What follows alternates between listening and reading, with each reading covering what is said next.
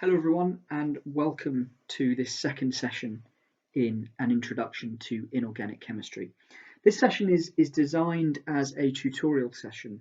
So the idea is that we use a tutorial session to go over some of the concepts that we introduced in the last session, particularly Lewis structures and VSEPR theory. So I really want to use this tutorial session, or for you to use this tutorial session, as a way of cementing the concepts that we looked at last time. So by the end of this session, you will really very easily be able to predict the shapes of molecules using VSEPR theory.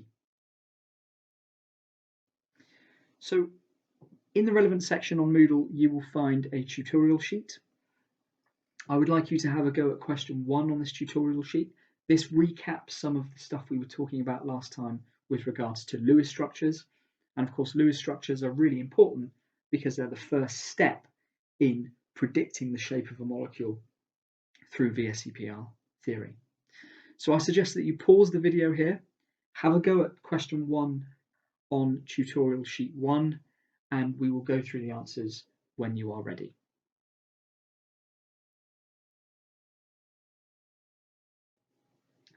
Okay, so question 1a asked you to write the Lewis structure for the NITROSONIUM ion, NO+.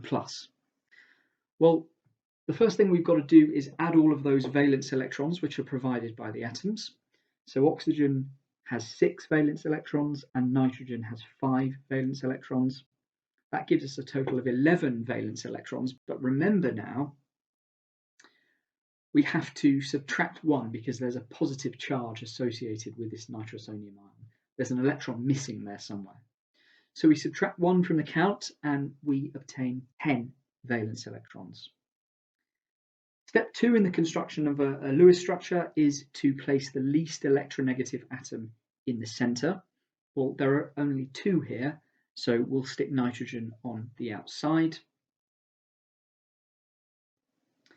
We then place 2 electrons between the atoms to form a chemical bond, and we complete the octets on the outside atoms. And you'll note here that the only suitable solution to the Lewis structure, the only way to gain a complete octet for all atoms in that molecule, is to have a triple bond between nitrogen and oxygen.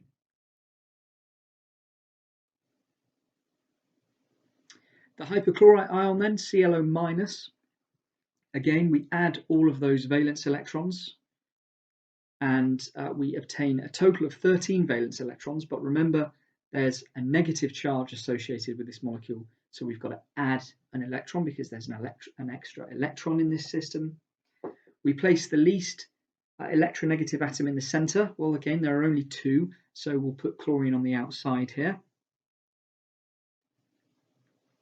We place 2 electrons between the 2 atoms to form a chemical bond, and if we complete the octet on all of those atoms, then the solution is shown there. Question 1c is hydrogen peroxide, H2O2. We add all of the valence electrons in the system. That gives us a total of 14 valence electrons. We stick the least electronegative element in the middle. Well, in this case, no, because you remember that hydrogen always goes on the outside, so the oxygen sits in the middle here. We place 2 electrons between the atoms to form a chemical bond, and we complete the octets on those outside atoms. The solution is shown there, remembering then that hydrogen only needs 2 electrons to complete its outer shell. Question 1d is carbon tetrachloride, CCl4. Total of 32 valence electrons in this system.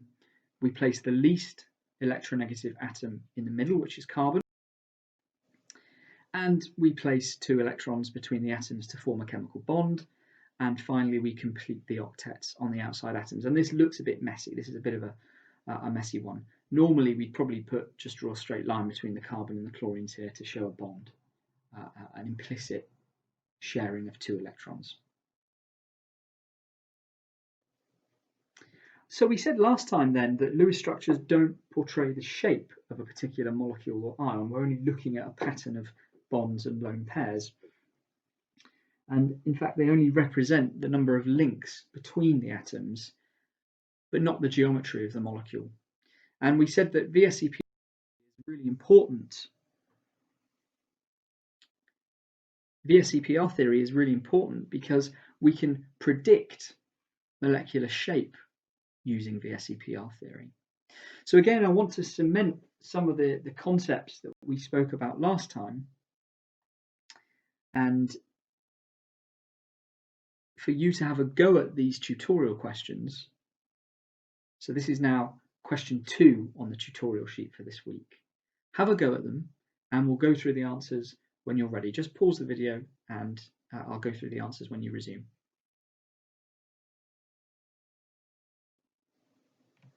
Okay, so question 1A. Sulfur trioxide. 3 regions of electron density here. All of them are atomic sites. So the molecular shape is the same as that basic arrangement that we spoke about last time. It's trigonal planar.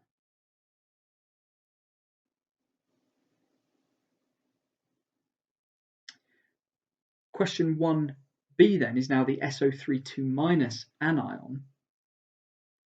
There are 3 atomic bonds here and a lone pair on sulfur. So there are 4 regions of electron density, but remember, one of those is a lone pair.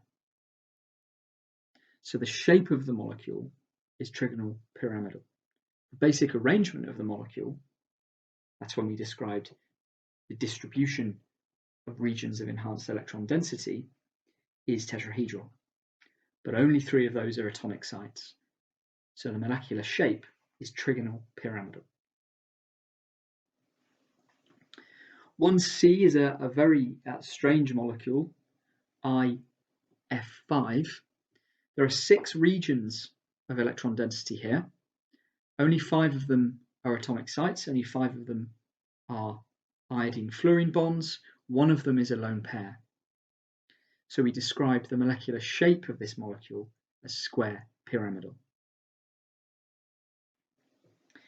1D then, IF6, another strange molecule. 6 regions of enhanced electron density. All of them are atomic sites.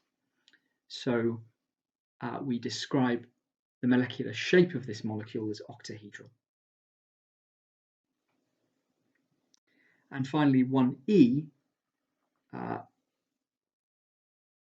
XeF4O, 6 regions of enhanced electron density there, but 1 of them is a lone pair. Only 5 of them are atomic sites. So the shape of the molecule is square pyramidal.